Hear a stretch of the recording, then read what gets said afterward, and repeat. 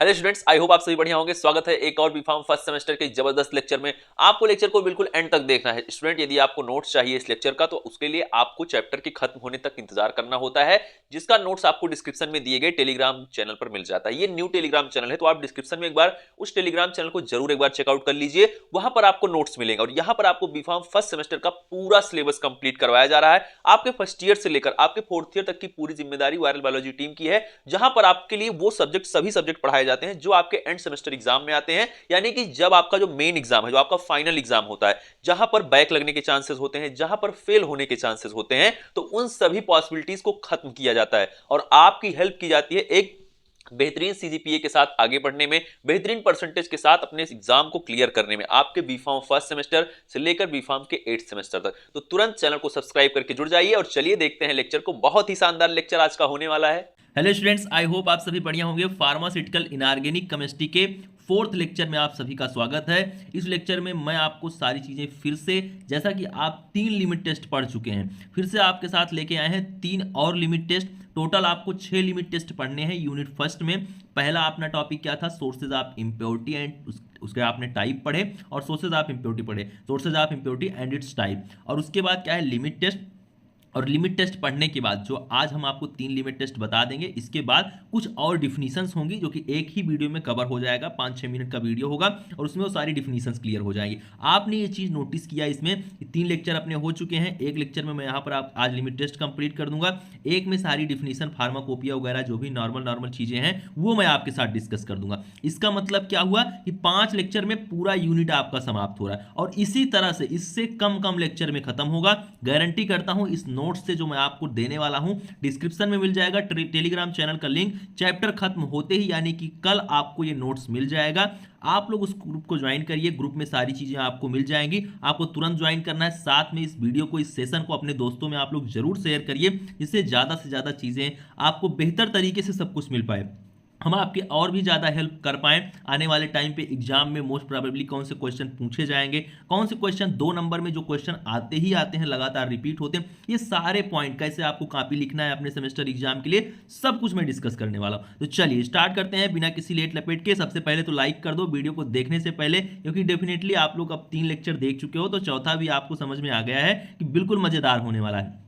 चलिए स्टार्ट करते हैं। Limit test for lead. आपने 3 लिमिट टेस्ट पढ़ा हुआ है, क्लोराइड का, सल्फेट का, आयरन का। हम यहाँ पर अब चौथा लिमिट टेस्ट पढ़ने चल रहे हैं, लेड का। आप जो इसके पहले लिमिट टेस्ट जितने भी पढ़े हैं वो किससे थे? वो किस आपके उसमें ऑपरेटस में हो रहे थे? वो आपके नेशनल सिलेंडर में परफॉर्म हो रहे थे। और जो आपका ये लेड वाला है, ये मैंने आपको बताया था, ये सेपरेटिंग फनल में होता है। 3 किस में हो रहे थे? नेशनल सिलेंडर में, यानी कि chloride, sulphate, iron national cylinder में, और लेड आपका किस में हो जाएगा? आपका लेड आपका होगा सेपरेटिंग फनल में। ये आपको मैंने बताया था। बहुत अच्छी बात है कि ये चीज आपको याद होगी। चलिए देखते हैं। नहीं याद है तो चीजें मैं बार बार आपको बताऊंगा। एग्जाम से पहले 2 नंबर के सारे क्वेश्चन बिल्कुल एकदम रटा के भेजूंगा आपको। 20 नंबर वो कहीं जाने नहीं है।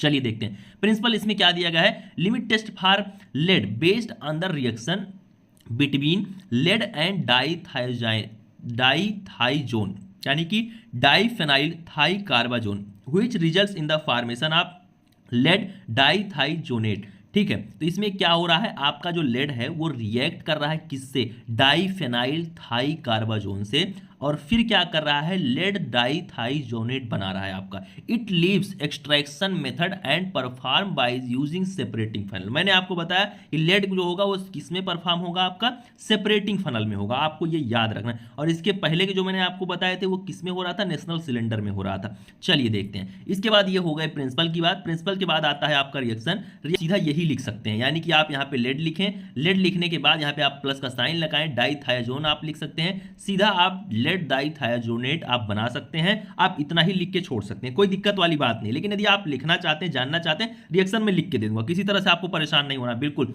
चीजों को हम इजी बनाने आए हैं, तो चीजें आप सब कुछ जानिए, सब कुछ समझिए। चलिए प्रोसीजर की बात हम करते हैं। रिएक्शन मैंने आपको बता दिया। रिएक्शन आप ऐसे ही लिख सकते हैं। लेड को लिखिए, प्लस का साइन लगाइए और उसके बाद सीधा आप यहां पर लिख दिए लेड थाइजोनेट। बिल्कुल कोई भी गलत नहीं कटेगा, गारंटी करता हूं मैं। ठीक है, तो ये हो गया आपका रिएक्शन। रिएक्शन यही प्रिंसिपल ही आपका रिएक्शन है, प्रिंसिपल ही आपका रिएक्शन है। इसी चीज को हम लोग क्या करते हैं? रिएक्शन के फॉर्म में लिखते हैं। तो चलिए आगे देखते हैं। आगे यहां पर प्रोसीजर के बाद हम आते हैं अब टेस्ट पे। अब यहां पर टेस्ट में आपकी क्या चीजें लिखी गई हैं? आपको क्या करना है, सेपरेटिंग फनल में परफॉर्म होने वाला है। तो transfer the volume of prepared sample, जो आप सैंपल प्रिपेयर कर रहे हो उसको आप कहाँ डालोगे, सेपरेटिंग फनल में डालोगे। और दूसरे में हम क्या करते हैं, एक में सैंपल का काम होता है, एक में हम क्या करते हैं, सेपरेटिंग फनल ही लेते हैं। जो भी हम लेंगे अपरेटस वो दोनों के लिए सेम लेंगे और दोनों same size, same shape, same colour, same सब कुछ होगा, मतलब दोनों सेपरेटिंग फनल का शेप वगैरह सब कुछ सेम होगा। तो हम जब यहाँ पर सेपरेटिंग फनल यहाँ पर ले रहे हैं दोनों के लिए, एक में स्टैंडर्ड डालेंगे और एक में क्या डालेंगे, सैंपल डालेंगे। उसके बाद क्या करेंगे, उसके बाद स्टूडेंट मैंने हमेशा आपको बताया है कि चीजें सेम होती हैं दोनों के लिए, आपको बस थोड़ा सा लॉजिक लगाना है क्योंकि स्टैंडर्ड वाले में स्टैंडर्ड और सैंपल वाले में सैंपल। और उसके बाद देखिए सब कुछ same, add 6 ml of ammonium citrate solution ESP, यानी कि आपको 6 ml अमोनियम सिट्रेट सॉल्यूशन को डालना है उसी में, किसमें, सेपरेटिंग फनल में। और उसी में फिर क्या करना है, स्टैंडर्ड वाले में भी आपको सेम चीज ऐड कर देना है। फिर आप आगे क्या करेंगे, 2 ml हाइड्रोक्सिलामीन हाइड्रोक्लोराइड सॉल्यूशन डालेंगे, किसमें दोनों में डालेंगे, स्टैंडर्ड में भी सैंपल में भी। चीजें सब सेम है, बस इसमें सैंपल ले लो, इसमें आप क्या ले लोगे, स्टैंडर्ड सॉल्यूशन ले लोगे। ये चीज मैं आपको बताता हुआ आ रहा हूं, कॉमन है, बस टेबल देख के स्टूडेंट घबरा जाता है। टेबल देख के घबराओ मत, ये चीज आप अपने लैब में परफॉर्म भी किए होंगे, लेकिन लैब में परफॉर्म कर रहे हो उसके साथ इसको याद रखना, क्योंकि एग्जाम टाइम पे याद रखना इंपॉर्टेंट है। मैं कहता हूं लैब ही इंपॉर्टेंट है, एग्जाम टाइम के लिए जो याद रखना है वो भी इंपॉर्टेंट है। तो मैं आपको एंड सेमेस्टर में जो लिखना है उसके बारे में ज्यादा आपको फोकस्ड होने के लिए मैं बता रहा हूं, बाकी लैब तो आप कर ही रहे हो अपने कॉलेज में। चलिए देखते हैं आगे की बात हम करते हैं। और ये चीज जब आपको ध्यान रहेगी ना तो आप प्रैक्टिकल भी जो आपने किया है या करने वाले हैं आपके दिमाग में सेव होता जाएगा, बहुत ज्यादा आपको किसी चीज के लिए चिंता करने की आवश्यकता नहीं होगी। जब आप यहां पर 2 ml हाइड्रोक्सिलामीन हाइड्रोक्लोराइड इस सॉल्यूशन को ऐड करते हैं, उसके बाद 2 ड्रॉप फिनाल रेड सॉल्यूशन डाल देंगे आप, ठीक है, फिनाल रेड सॉल्यूशन दोनों में 2 ड्रॉप डाल देंगे। फिर आपको क्या करना है, make the solution just alkaline, solution को आपको एल्कलाइन बना देना है, किसको ऐड करके, स्ट्रांग अमोनिया सॉल्यूशन को ऐड करके दोनों में। फिर क्या करना है, सॉल्यूशन को कूल कर देना है, आप वाटर लेंगे, वाटर को उस पर डाल देंगे तो आपका कूल हो जाएगा, ठीक है। तो चलिए इसके बाद चलते हैं। फिर आता है यहां पर to this solution add 2 ml of potassium cyanide solution. फिर क्या करेंगे, इस सॉल्यूशन में हम 2 ml पोटेशियम साइनाइड ऐड करेंगे, दोनों में आपका सैंपल स्टैंडर्ड के लिए सब कुछ सेम हो रहा है तो आपको परेशान होने की आवश्यकता नहीं। Immediately extract the solution with dithizone extraction solution until the dithizone extraction solution retain its green colour. आपको क्या करना है, इमीडिएटली एक्सट्रैक्ट कर लेना है सॉल्यूशन को, किसके साथ, डाईथाइजोन एक्सट्रैक्शन सॉल्यूशन के साथ, और तब तक आपको एक्सट्रैक्ट करना है, रिटेन, जब तक ये आपका ग्रीन कलर ना हो जाए, ठीक है, ग्रीन कलर हो जाने तक। और यही काम आप दोनों के लिए कर रहे हैं, दोनों के लिए, आप किसके लिए, स्टैंडर्ड के लिए भी, सैंपल के लिए भी। फिर आपको क्या करना है, कंबाइंड डाईथाइजोन सॉल्यूशन, डाईथाइजोन सॉल्यूशन को आपको कंबाइन कर देना है। और उसके बाद क्या करना है, shake the combined dithizone solution with 30 ml of 1% weight by volume solution of nitric acid. आपको क्या करना है, सेक कर देना है, कंबाइंड जो थायाजोन सॉल्यूशन है उसको किसके साथ, 30 ml 1% weight by volume solution of nitric acid के साथ। और ये चीज आपको दोनों के साथ सेम, दोनों के साथ चीज करना है, जो भी आपको मैं बता रहा हूँ प्रोसेस सब दोनों के साथ का, इसीलिए कर रहा हूँ, एक चीज याद रखोगे दोनों याद हो जाएगा। फिर क्या करना है, discard the chloroform layer, chloroform layer जो आपकी फॉर्म हुई है उसको क्या करना है, आपको डिस्कार्ड कर देना है। फिर उसके बाद to this solution add exactly 5 ml of standard dithizone solution, दोनों में 5-5 ml आपको एग्जैक्टली स्टैंडर्ड डाईथाइजोन सॉल्यूशन को ऐड कर देना है। फिर उसके बाद आप जब देखेंगे उसको, आप जब देखते हैं तो वहां पर the colour of chloroform layer is no deeper shade of violet than of standard. तो जो आपका क्लोरोफार्म लेयर है वो ज्यादा डीपर शेड नहीं होना चाहिए, आप वायलेट देन स्टैंडर्ड, यानी कि स्टैंडर्ड से ज्यादा गहरा कलर नहीं होना चाहिए। वायलेट आएगा दोनों में, सैंपल में भी आपकी स्टैंडर्ड में भी, लेकिन जो सैंपल का है कलर वो आपका ज्यादा गहरा नहीं होना चाहिए वायलेट कलर, ठीक है, ये चीज को आपको ध्यान में देना है। तो ये बात हो गई। चलिए आगे चलते हैं। इसके बाद थोड़ा सा मेरा गला खराब है, इसको आप थोड़ा सा एडजस्ट कर लीजिएगा क्योंकि मौसम इस समय बदल रहा है। तो चलिए नोट में हम बात करते हैं। Ammonium citrate potassium cyanide hydroxylamine hydrochloride is used to make pH optimum, so interference and influence of other impurity have been eliminated. Phenol red is used as indicator to develop the color. At the end process, lead present as an impurity in the substance gets separated by extracting an alkaline solution with dithiazone extracer solution. तो ammonium citrate potassium cyanide, hydroxylamine hydrochloride, ये किसके लिए use हो रहा है? आपके pH को optimum करने के लिए। So interference and influence of other impurity has been eliminated. इससे क्या होगा, जो अदर इंप्योरिटी है वो क्या हो जाएगी, एलिमिनेट हो जाएगी। इस चीज को आपको ध्यान रखना है। मान लीजिए 2 नंबर का क्वेश्चन आ गया कि ammonium citrate, potassium cyanide, hydroxylamine hydrochloride ये किस लिए ऐड हो रही, तो पीएच को ऑप्टिमम करने के लिए, ठीक है, पीएच को ऑप्टिमम बनाने के लिए। ये चीज आपको ध्यान रखना है। और फिनाल रेड जो आपका यूज हो रहा है वो क्या है, एक इंडिकेटर है जो कि डेवलप कर रहा है कलर को। जब तक आप इंडिकेटर नहीं मिलाएंगे, आप एक चीज हमेशा ध्यान रखिए, लैब में जब भी आप कर रहे हो, जब भी आप वहां पर कर रहे हो, न्यूट्रलाइजेशन प्रोसेस आप कर रहे होंगे, जब भी आपको कलर चाहिए होगा उसमें इंडिकेटर मस्ट है। इसको आप ध्यान दीजिएगा। जब भी आप कर रहे हो कोई भी प्रोसेस, आपको कलर आप चाहिए वहां पर, कोई भी इंडिकेटर जब तक आप नहीं मिलाते हैं, जो कि रिस्पॉन्सिबल है फिनाल रेड इंडिकेटर इसमें हम यूज कर रहे हैं, तभी आपका कलर आता है। वही 2 बूंद का खेला है, आप समझ लीजिए। Lead present as an impurity in the substance, तो जो लेड होगा वो प्रेजेंट होगा सब्सटेंस में कैसे, इम्प्योरिटी के तौर पर, get separated by extracting an alkaline solution with dithizone extraction solution. ये चीज आपको ध्यान रखना है। इतना हो गया आपका लेड का लिमिट टेस्ट यही था। अब आते हैं हम हैवी मेटल का limit test, very important limit test. और एक चीज ये भी मैं आपको बता दे रहा हूं, ये जो आपका लिमिट टेस्ट है ये थोड़ा सा बड़ा भी है, आपको लगातार इसके लिए प्रैक्टिस कर लेना है। हैवी मेटल के लिए पूछा कम गया है, आपके जो एग्जाम है उसमें पूछा ये कम गया है, ये चीज मैं आपको अभी से क्लियर कर दे रहा हूं। एग्जाम में हैवी मेटल का जो लिमिट टेस्ट है वो ज्यादातर पूछा नहीं जाता है, लेकिन फिर भी आपको याद रखना है। मान लीजिए अब की बार ही आ गया, 10 नंबर में सवाल आ गया, बड़ा क्वेश्चन है तो आ सकता है, कम बार पूछा गया है लेकिन आने के चांस पूरे रहते हैं, इसीलिए आपको याद रखना है 10 नंबर में ये क्वेश्चन आ सकता है। चलिए हम यहाँ पर देखते हैं, देखिए कठिन वठिन कुछ नहीं, बस थोड़ा सा बड़ा है। लॉजिक के साथ एक पेन पेपर लेके बैठे, जब मैं आपको नोट्स सेंड करूं आप उस नोट्स में ही अपना अच्छे से सेट कर करके किसके सामने क्या चीजें हो रही, ये टेबल देख रहे हैं आप, टेबल मैक्सिमम टाइम सेम हो जा रहा है, बस आपको थोड़ा सा ध्यान देने की आवश्यकता है। हम चलिए बात करते हैं, सबसे पहले हैवी मेटल कौन से हैं जिनका हम लिमिट टेस्ट परफॉर्म करेंगे,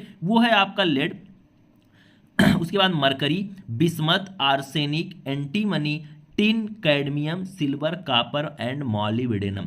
इनका लिमिट टेस्ट आप परफॉर्म करेंगे, ये सभी हैं हैवी मेटल।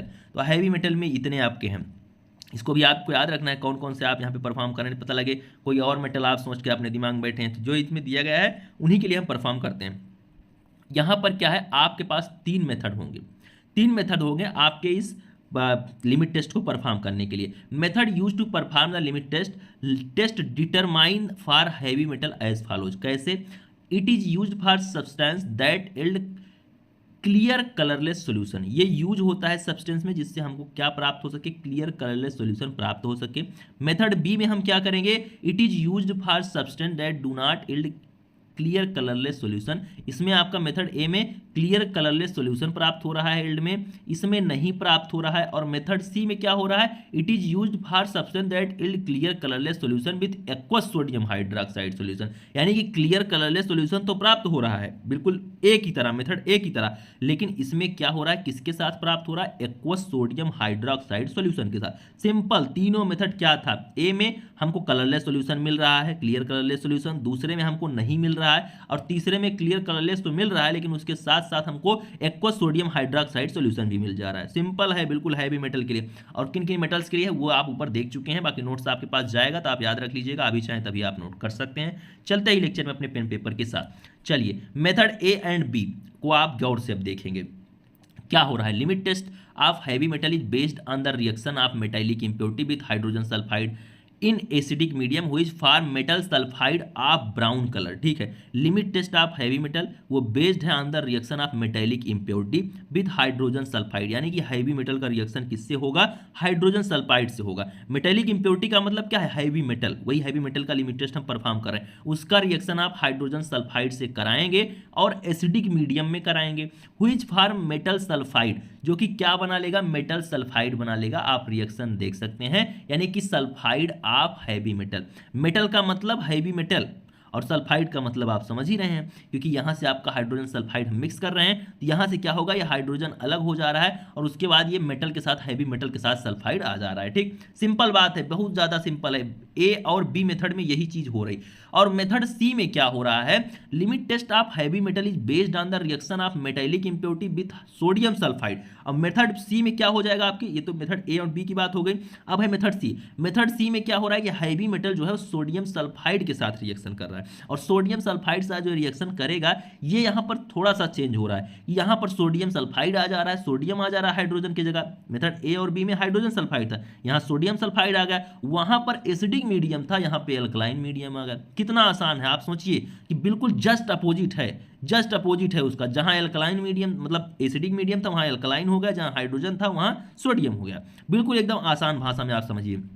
और फिर क्या कर रहा है यहाँ पर, हैवी मेटल ऑफ सल्फाइड, जो वहां बना रहा था हैवी मेटल ऑफ सल्फाइड वही यहाँ भी बना रहा है। कुछ अंतर नहीं है, प्रोडक्ट में कुछ अंतर नहीं है, बस रिएजेंट चेंज हो जा रहा है, मीडियम चेंज हो जा रहा है, बाकी अपने को प्रोडक्ट तो सेम ही चाहिए सबके लिए। चलिए आगे चलते हैं अब अपने प्रोसीजर पर। प्रोसीजर में टेस्ट और स्टैंडर्ड के लिए आप पहले से ही पढ़ते हुए आ रहे हैं, अलग अलग प्रोसीजर होता है। चलिए अब मेथड ए का हम प्रोसीजर देखते हैं। आपको क्या करना है मेथड ए में, place 25 ml of test solution prepared as directed in the individual monograph into a 50 ml national cylinder. आपको क्या करना है, 25 ml टेस्ट सॉल्यूशन को प्रिपेयर करना है directed in the individual monograph into 50 ml of national cylinder.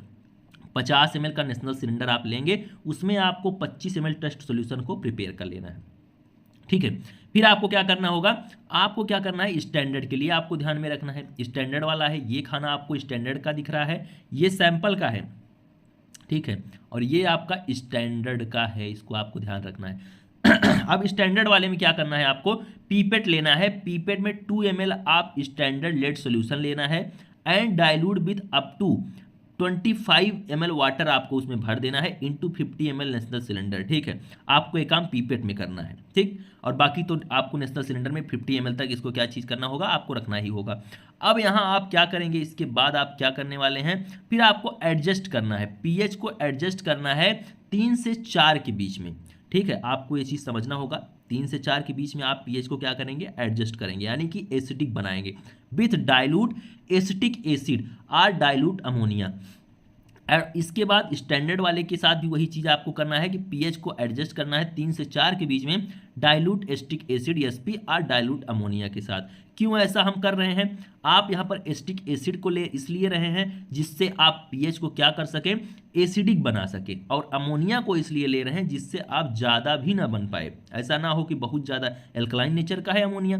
तो हम क्या करते हैं, पीएच को एडजस्ट करते हैं इसके बीच में, इसीलिए दोनों को लेते हैं, यदि बढ़ा है तो घटा ले रहे हैं, घट रहा है तो बढ़ा ले रहे हैं, मतलब वहाँ के आपको 3 से 4 के बीच में ही ले जाना है पीएच को, ठीक है, इसीलिए हम इसका यूज करते हैं। फिर हमको क्या करना है, dilute with water about 35 ml and mix. आपको क्या करना है, डाइल्यूट करना है वाटर के साथ 35 ml और उसको मिक्स कर देना है, दोनों में, स्टैंडर्ड में भी सैंपल में भी। फिर आपको क्या करना है, add 10 ml of freshly prepared hydrogen sulphide solution and mix. Hydrogen sulphide solution को 10 ml मिक्स करना है दोनों में और मिक्स कर देना है। उसके पश्चात तुरंत आपको डाइल्यूट करना है वाटर के साथ 50 ml और allow to stand for 5 minute. आपको डाइल्यूट करना है वाटर 50 ml के साथ, दोनों बात कर रहा हूँ, जो चलेगा दोनों में चलेगा भैया, बस आप इस चीज़ पे गौर जरूर करिए, क्योंकि चीज़ें आपको तभी याद होंगी। आप अलग अलग एक टेबल याद कर रहे हैं फिर दूसरा टेबल याद कर रहे हैं, आप कंफ्यूज हो, इसके सामने सेम यही चीज़ लिखना है। और ये चीज़ जिस दिन आप पकड़ ले गए, 1-2 बार जहां आप लिख लिख के पढ़े ना, आपका एग्जाम में लिखने की हैबिट हो जाएगा, 10 नंबर कंफर्म हो जाएगा। 10 नंबर बता रहा हूं, 20 नंबर 2 नंबर वाला सवाल सही हो जाएगा और 10 नंबर का इस चैप्टर से एक सवाल आना है, ये आप जानिए। और सिर्फ 5 लेक्चर है, अगर आप अच्छे से पढ़ रहे हो तो ज़्यादा से ज़्यादा 25-25 मिनट का आपके पास वीडियो लगभग मिल रहा है, 20 मिनट 25 मिनट 30 मिनट के अंदर ही सारे वीडियो आपको मिल रहे हैं। आप क्या कर सकते हैं, बड़े आसानी से 2 से ढाई घंटे में पूरा लेक्चर पढ़ के ख़त्म करके और अपने नंबर सिक्योर कर सकते हैं, लगभग 14 से 16 नंबर इस पहले चैप्टर से। ये चीज़ आप ध्यान दीजिएगा, बहुत गहरी बात है कि यही चीज़ है स्टूडेंट नहीं पकड़ पाता है। तो ये आप मान चलिए कि 2 नंबर के सवाल में लगभग 2 से 3 क्वेश्चन इस चैप्टर से, 10 नंबर का एक सवाल और 7 नंबर का भी एक सवाल, तो इस तरह से आपका 20-25 नंबर एक चैप्टर से आ रहा है। पहला चैप्टर बहुत इंपॉर्टेंट है, ये चीज आप ध्यान दीजिए, है सब कुछ इंपॉर्टेंट लेकिन ये और ज्यादा इंपॉर्टेंट हो जाता है। उसके बाद क्या करना है, आपको 5 मिनट के लिए दोनों को रख देना है।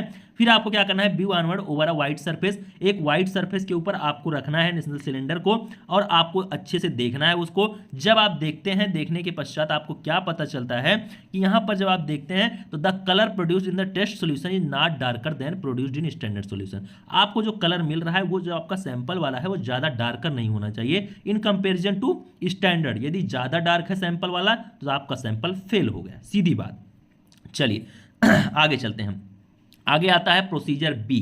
प्रोसीजर बी में आप क्या करेंगे, प्रोसीजर बी में स्टूडेंट आप ट्रांसफर करेंगे specified quantity of test sample को क्रूसिबल में। आप ट्रांसफर करेंगे, ठीक है। और यहाँ पर वही सेम प्रोसेस, पीपेट में 2 ml आप स्टैंडर्ड लेड सॉल्यूशन लेंगे और उसको डाइल्यूट करेंगे वाटर से 25 ml तक into a 50 ml national cylinder में। वही सेम जो ऐसा मैंने आपके साथ आपको बताया प्रोसीजर ए में आपने किया था। चलिए, यानी कि मेथड ए में फिर यहाँ पर क्या है, add sufficient sulphuric acid SP to wet the sample, ठीक है। उसके बाद आपको सल्फ्यूरिक एसिड मिलाना है सफिशिएंट अमाउंट में और एडजस्ट स्टैंडर्ड को क्या करना है, स्टैंडर्ड का आपको क्या करना है, पीएच को आपको 3 से 4 के बीच में यहाँ पर एडजस्ट करना है फिर से, जैसा आपने पहले अपने प्रोसीजर में किया था, आपने पहले वाले में किया था यहाँ पर मेथड ए में, उसी तरह से आपको इसमें भी करना है। फिर क्या करेंगे हम लोग, यहाँ पर आप देख सकते हैं ignite it until it through, देखिए यहीं पर चेंज हो रहा है। मेथड बी थोड़ा सा चेंज है, मैंने आपको बताया था कि मेथड बी जो है यहाँ पर थोड़ा सा चेंज है, आप इसको बहुत अच्छे से ध्यान देंगे, यहाँ पर चीज़ें सेम नहीं हो रही, यही आपको ध्यान में रखना है। कुछ चीज़ें आपको ध्यान में रखना है। हैवी मेटल इसीलिए थोड़ा सा टफ हो जाता है, मैंने अभी आपको बताया था, पढ़ाने से पहले मैंने आपको बताया था हैवी मेटल थोड़ा सा टफ हो जाता है, इसलिए कभी कभी पूछा भी नहीं जाता, लेकिन 10 नंबर में आने के पूरे चांस हैं, इसीलिए एकदम अच्छे से पढ़ो। फिर क्या है, add sufficient amount of sulphuric acid आपको मिला देना है और यहाँ पर आपको पीएच को मेंटेन करना है। पीएच मेंटेन करने के लिए हम एसिटिक एसिड और अमोनिया लेते हैं, एकदम अपने दिमाग में से बैठा लो, कहीं पर भी लिमिट टेस्ट में अगर पीएच मेंटेन करने की बात आए तो अमोनिया एसिटिक एसिड, ये आपके दिमाग में होना चाहिए। फिर हम क्या कर रहे हैं, अपने में टेस्ट के लिए क्या कर रहे हैं, ignite it until thoroughly chart, और उसके बाद आपको सैंपल के लिए क्या करना है, dilute with water to about 35 ml and mix, आपको 35 ml वाटर के साथ इसको डाइल्यूट करना है और उसको मिक्स कर देना है। फिर उसके बाद यहाँ पर हम क्या कर रहे हैं, to charred mass add 2 ml of nitric acid SP and 5 drop of sulphuric acid SP, ठीक है। यहाँ पर आपको क्या करना है, 2 ml नाइट्रिक एसिड को आपको ऐड करना है और 5 ml सल्फ्यूरिक एसिड को ऐड करना है और यहाँ पर आपको स्टैंडर्ड में ध्यान रखना है 10 ml of freshly prepared hydrogen sulphide को ऐड करना है और मिक्स कर देना है। प्रोसीजर बी मुझे लग रहा है कि आपको थोड़ा सा लग रहा होगा, थोड़ा सा टफ है, आप लिखिएगा, याद जरूर हो जाएगा। कोई परेशानी होती है आप कमेंट करिएगा, मैं और आसानी से आपके साथ डिस्कस करूंगा। कुछ वैसे है नहीं, इसमें कुछ नहीं है, लेकिन फिर भी यदि कुछ कोई भी आपका डाउट बचता है पूरे इस यूनिट को खत्म करने के बाद आप बताइएगा। बाकी एग्जाम टाइम पे 1 शॉट लेक्चर एक बनेगा, उसमें सब कुछ कवर कर देंगे, जो होगा सब, हर चीज आपको बिल्कुल एग्जाम में जाने तक सब कुछ तैयार हो जाना चाहिए। Heat until white fumes is no longer evolve, dilute with water 50 ml, allow to stand पर 5 मिनट, आपको यहाँ पर डाइल्यूट कर देना है वाटर का, 5 मिनट के लिए आपको रख देना है और यहाँ आपको क्या करना है, हीट करना है और वाइट फ्यूम्स जो है वो आपका आ जाएगा। फिर उसके बाद क्या करना है, कूल करना है और ऐड करना है 4 ml ऑफ हाइड्रोक्लोरिक एसिड और उसको क्या कर देना है, कवर कर देना है, digest on water bath for 5 minute आपको कर देना है, ठीक है। और यहाँ पर क्या करना है, जो आपका स्टैंडर्ड है वो आपको क्या करना है, view downward over a white surface, आपको डाउनवर्ड व्यू करना है उसको, यानी कि देखना है एक वाइट सरफेस के ऊपर रख के, ठीक है। किसको, नेशनल सिलेंडर में परफॉर्म कर रहे हो उसमें देखना है, उसी में अपने स्टैंडर्ड को रख के देखना है, स्टैंडर्ड सॉल्यूशन को, ठीक है। फिर उसके बाद करना है अनकवर, इसकी बात करते हैं हम, अपने सैंपल की बात करते हैं। स्टैंडर्ड तो आपने प्रिपेयर कर लिया। Uncover and slowly evaporate to dryness on a water bath, moisten the residue with 1 drop of HCl, HCl को क्या करना है, आपको ड्रॉप के थ्रू अपना ड्रॉप डालना है और उसके बाद ऐड करना है 10 ml of hot water, 10 ml hot water add करना है एंड डाइजेस्ट फॉर 2 मिनट, और 2 मिनट के लिए आपको डाइजेस्ट करने के लिए छोड़ देना है।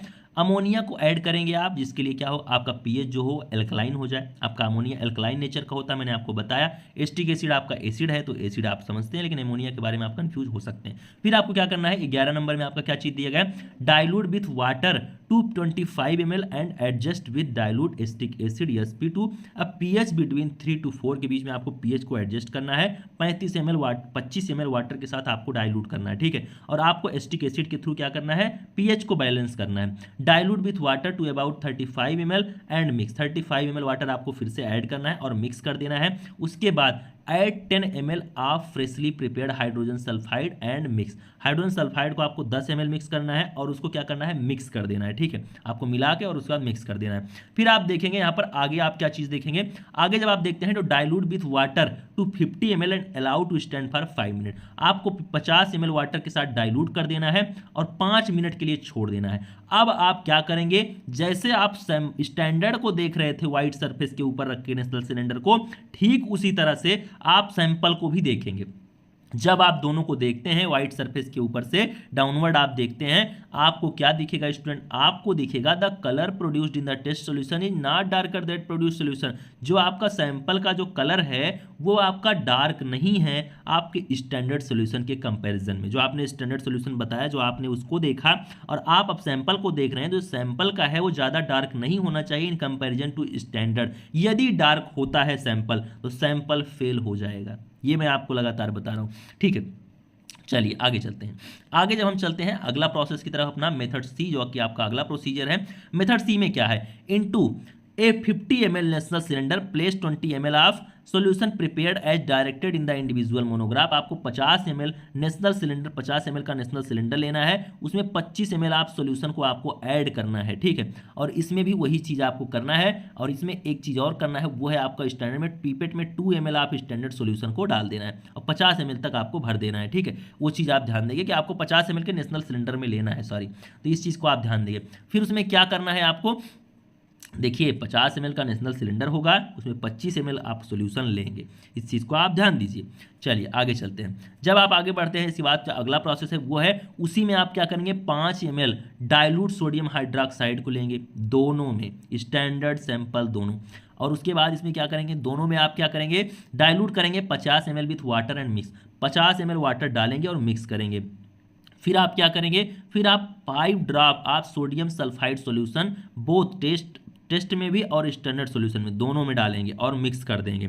फिर आप उसके बाद अगला प्रोसेस क्या करेंगे? आपको अलाउ करना है to stand for 5 minute, 5 ml तक, 5 मिनट तक आपको रखना है। और आप एक वाइट सरफेस के ऊपर आप देखेंगे, इसको वाइट सरफेस के ऊपर डाउनवर्ड आपको देखना है, ठीक है। आप उसको वाइट सरफेस के ऊपर रख देंगे, 5 मिनट पहले छोड़ दीजिएगा। उसके बाद क्या करेंगे आप? कलर जो प्रोड्यूस होगा, जो आपका टेस्ट सोल्यूशन का कलर है, वो ज़्यादा डार्क नहीं होना चाहिए in comparison to standard. Standard का कलर हमेशा ज़्यादा डार्क और आपके सैंपल का कम डार्क होना चाहिए। उसी तरह से आप जो और भी कलर हो गई, टर्बिडिटी हो गया, ओपेलसेंस हो गया, तो आपका कलर, टर्बिडिटी, ओपेलसेंस ये सभी कम होने चाहिए इन कंपैरिजन टू स्टैंडर्ड, तभी अपना सैंपल पास होता है। ये बहुत गहरी बात है, ये आपके दिमाग में हमेशा होनी चाहिए। ये हो गई हैवी मेटल की बात। अब आगे आता है लिमिट टेस्ट फॉर आर्सेनिक। ये वीडियो लंबा हो रहा है, मैं अगले वीडियो में लिमिट टेस्ट फॉर आर्सेनिक को कवर करूंगा। आप लोग बने रहिए इस चैनल के साथ। नेक्स्ट वीडियो में यानी कि कल हम डिस्कस करेंगे लिमिट टेस्ट फॉर आर्सेनिक, एक पर्टिकुलर वीडियो में। वीडियो हम ज़्यादा लंबा इसलिए नहीं करेंगे कि हैवी मेटल थोड़ा सा लंबा हुआ है, तो आप लोग क्या करेंगे? चीज़ों को अच्छे से समझेंगे, कुछ भी टफ नहीं। आप देख रहे हो मेथड सी भी बिल्कुल सेम है, बस यही एक लाइन चेंज हो रही है। मेथड बी में क्या चीज़ें हैं? मेथड बी में आपका थोड़ा सा यहाँ पे ज़्यादा चेंज है। मेथड बी में चीज़ें आपके पास ये चीज़ें सेम नहीं हो रही हैं, तो आपको थोड़ा सा प्रैक्टिस की ज़रूरत है। मेथड बी में आप प्रैक्टिस कर लीजिएगा।